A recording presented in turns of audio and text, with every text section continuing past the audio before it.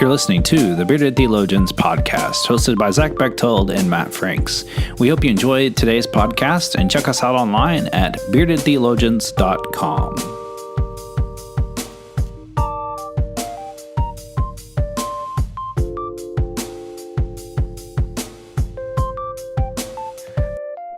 You're listening to the Bearded Theologians podcast, hosted by Matt Franks and Zach Bechtold.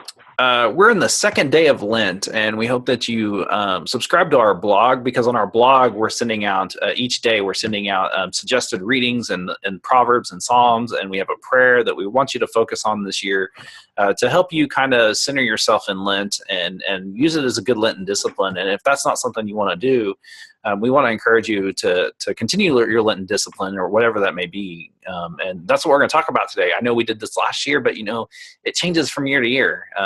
And so, Zach, what about your Lenten discipline this year? What are you doing this year? So as I reflect upon what I did last year, and if you're new to us or you didn't see last year's, I took naps last year, which was pretty awesome. Because I feel like rest is a really big thing that we need. In that something that I don't do well in resting. I like to stay busy and things like that. But that had me thinking about this year in the addition of adding seminary to my plate and a new appointment and everything that goes along with just life in general. Usually I like to add something on, add some sort of spiritual discipline. Last year was naps. I know that doesn't sounds like a cop-out. Oh, I just went to sleep. Zach doesn't sleep, so naps were good. But this year, I'm going to go back to the well on some things that I've read in the past and done in the past. But if you've listened before, I like poetry, I like prayers, I like written things like that. They really speak to me. So I'm going to go back to the well, and my spiritual discipline is going back to the Common Book of Prayer, something that I really, really enjoy. It's a lot of liturgy and a lot of prayers, but it's something simple that is easy for me to read. But also I'm going to read prayers from this book, Prayers for Privileged People. It's written by Walter Bergerman. There's a whole bunch in there. I don't have a plan as far as which ones I'm reading when. Just going to kind of see what it is, but I'm trying to keep it simple because there's a lot going on. A lot of books and other things that I'm reading as well. And so my discipline this year is to keep the discipline simple enough to still be engaged in it and still give myself a fair shake at doing it and hearing what God's got for me this Lent. So that's kind of where I'm at this year with Lent. Simple, I think, is the word that I can go with, maybe. Matt, what about you? Where are you at on Lent? This year, as I was preparing myself and to kind of help lead my congregation, one of the things that kind of came out to me is that I really like to make it through the book of Psalms during Lent. And that's kind of difficult. It's about 4 Psalms a day. And so I've created a reading plan for my congregation. If this is something that they want to do with me, they're more than welcome to. But one of the things I'm going to do is I found this really cool Bible from Cokesbury, the Common English Bible, that has wide margins that allows you, and I know you probably can't see them because of the sunlight, but it's got these nice wide margins where I can put notes and all that good stuff. And I'm going to try to reflect on the 4 that I'm reading each day and write something down, whatever is God saying to me, or, what did I hear, just something different. And some of that is too, is that it's been a while since I've just read straight through the book of Psalms. And I really, in the last couple weeks, I've had that kind of conversation come up with doing covenant Bible study, and it just kind of rang to me like this would be something fun to do. And so I'm looking forward to this. Only the second day. And so I'm going to do it right before I either leave the office, because that's kind of a nice solemn time. Usually things slow down right before we leave. Or I'm just going to find a time and just set aside to spend 30 to 40 minutes going through that. So that way I can be intent about it. And I'll be using it not in the sense of preaching and being intent that it's not a Bible study that I'm preparing for, but just intent to see what God is revealing to me through reading these Psalms. And I'm kind of excited about it. And so, as we think about Lent, and, I know we're only in the second day, And I hope that you went to a good Ash Wednesday service last night to kind of really center yourself. I love Lent. It is a great time of spiritual reflection. And I think it's a great challenge for us. I don't like when people, I have a hard time when people just kind of throw it out there. Oh, I'm giving up chocolate for Lent, and they're not taking the spiritual side of that. And I think that that's, in our culture, we've lost the real meaning of Lent, that we've made it about taking out something in our lives. And usually it's kind of petty. When people say they're not giving up soda, well, okay, that's fine. But why are you not giving up soda? I mean, like, answer that why question for me. And Right. and that's what I want you to do. I really want people, as they talk about their disciplines, to figure out why they're doing it Right. for God, and to reconnect with God, because that's what Lent is about. Lent is about reconnecting ourselves with God to prepare ourselves for the crucifixion and resurrection of Jesus Christ. And I think that was going to be my question for you as we approach Lent, or as we're into Lent.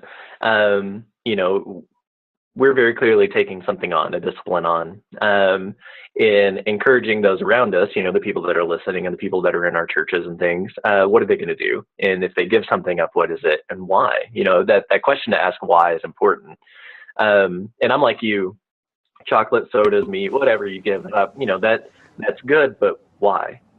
And if it's going to Starbucks, if it's giving up, Cokes or something like that, how is that pushing you?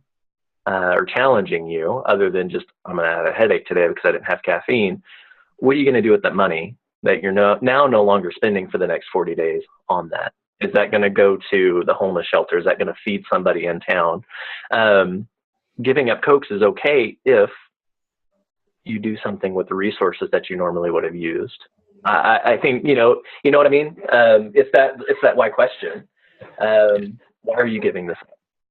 Well, and I think for me, like with my practice of taking on the Book of Psalms, like I said, I'm not preaching on any of them during Lent, and so it's it's reconnecting me with a book that I'm not necessarily. It's not my wheelhouse. It's not something I'm very extremely familiar with. Now, I do know a lot of the Psalms, but there's some that I'm not.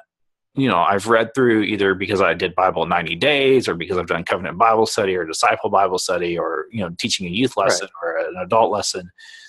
But just to sit back and just let the word marinate with me, to me, sounds like something that's going to be very life-giving versus just, I'm going to pray these prayers and do this thing and make it a checkbox list kind of thing. I want to be intentional about it. And the challenge will be finding the time. The time is going to be difficult because, like, for a week of Lent, I'm going to be on a mission trip, and I'm the leader of it, and so I'm going to be, it's going to take some discipline on my part to say, no, this has to get done. Right. And I think that's when you've got to go to God in prayer for that, and ask God to give you that peace. But the other is that it does make us remember the importance of taking our spiritual lives important, and that it's something we need to fill. You kept using the word the well, and a lot of times when we get to Lent, our wells are dry because we've had such a huge Christmas, and there's kind of the spiral down of kingdom time, but yet we're also like, we need that. We need to be replenished. And I see reading the Book of Psalms to me is giving me water in the high desert of spirituality. Right.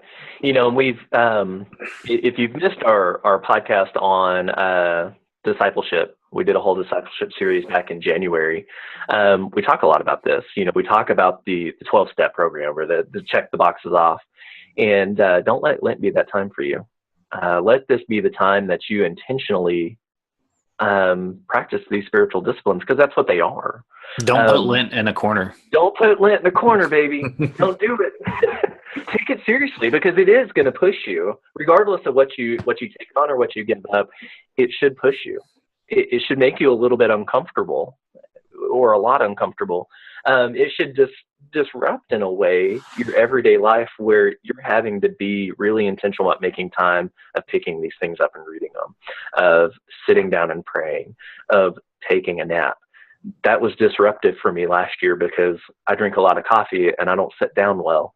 It's disruptive, but it's disruptive in a good way, that lets me that causes you to focus and be intentional about these discipleship pieces in your life and bringing you closer to God. Because you're right, we're in a time, we just came off the high of Christmas and Advent, and now we're heading into Lent, which is a much somber season, but it's somber for a reason, because we're getting ready to celebrate our victory that we receive.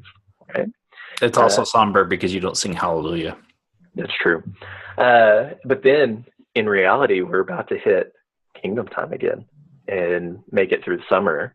And, we get Pentecost and things in between, but, we talked about the dog days of summer last year, and this is what helps us get ready for that, I believe, and gets ready for us to do the bulk of our ministry that happens at the end of the school year from Easter to Christmas. We have all of these times, we have these mission trips, we have these activities and discipleship pieces and Bible studies and things in churches. And I believe the Lent prepares us to hit the ground running, and takes us back into that Christmas time of celebration and everything that it brings along. I think this is the catalyst for that. And I know that's a weird place to put it in the calendar, for calendar people, but I think this is where it starts. So we hope and pray that as we bring today to a close, we hope that you one, I know it's only the second day of Lent, and you may not even know what you're doing yet. Which means you still have time. you still have 38 days to complete this journey, and I want to encourage you that you're not alone in this. There are people that are part of this, and I pray that you take this seriously as well. And so really figure out what you're doing and be adamant about it. Be very make it a part of who you are, because I think when you do that, one, you bring discipleship out of the corner and you bring it into the center of your life. And I think you'll really reconnect with God in a way that will help you grow closer to God, which is really what Lent is designed for, is to help you grow closer to God. And so we hope that you check out our blog. We're going to have some really great stuff for Lent. I'm excited about these proverbs and prayers and psalms that we're going to offer for you all. And then we're going to, we'll encourage you, continue to buy the mugs and stuff. They're great. They make good conversational starters, or, they're just always kind of cool to support us in the work that we do. They hold a lot of coffee. They do hold, these okay, so this is the jumbo size and this is the espresso size. So and we actually, I haven't bought the one in between. So we do have some in between. And so, all the work that we do here, this is not about us. It's about kingdom work. We enjoy doing this. This is our hobby. And so one of the ways that you can help us is please go and review us on YouTube, on whatever you listen to us on, whatever platform, because that helps us get more viewers. When a podcast has, or a YouTube has more likes and thumbs up or whatever, they use to affirm, that helps us get more viewers and potentially more people to grow in their faith, or even maybe connect in their faith, because we know that there's a lot of people out there that are not followers of Jesus. And, we want to be able to this is what we're about. Right. So just go and like us and share us, and because that helps. It does. And if you've been with us for a day or for a long time, you know that we're all about having the conversation. And the more people that we can get involved in that through your participation, through your likes and shares, helps us have the conversation with that many more people. And that's really what we're here to do. And so we appreciate you guys doing that. And so for the Bearded Theologians, I'm Matt Franks. I'm Zach Bechtold. And I actually ended this one, baby. Boom. Thank you for listening to the Bearded Theologians podcast. We hope you've enjoyed listening, and we hope that you share our content online through Facebook and social media. And we hope that you check out our Beardcast store at beardedtheologians.com and pick up some great Bearded Theologians gear. We hope you have a good day.